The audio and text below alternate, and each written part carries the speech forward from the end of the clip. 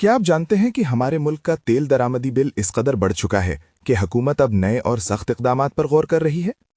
वफाकी वजीर मनसूबाबंदी एहसन इकबाल ने एक बार फिर कौमी सतह पर मार्केटों के औकात कार में तब्दीली का मुतालबा किया है।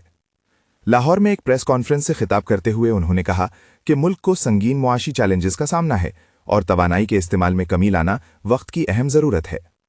वजीर एहसन इकबाल ने जोर दिया कि शाम को जल्द मार्केटें बंद करके हम रोजाना अरबों रुपए की बिजली बचा सकते हैं, जिससे हमारे तेल के दरामदी बिल में नुमाया कमी आएगी। उनका कहना था कि इस इकदाम से न सिर्फ बिजली का ज़िया रुकेगा बल्कि पेट्रोलियम मसनूआत की खपत में भी कमी आएगी, जो बराह रास्त हमारे ज़र मुबादला के ज़खायर पर मुस्बत असर डालेगी।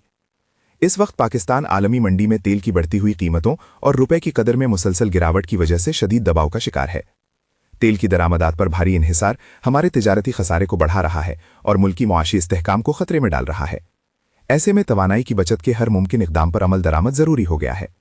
वजीर मौसूफ ने शहरियों से भी अपील की कि वो ज़ाती सतह पर तवानाई की बचत को अपनी रोज़मर्रा की ज़िंदगी का हिस्सा बनाएं, ताकि बतौर कौम हम इस मुश्किल वक्त से निकल सकें।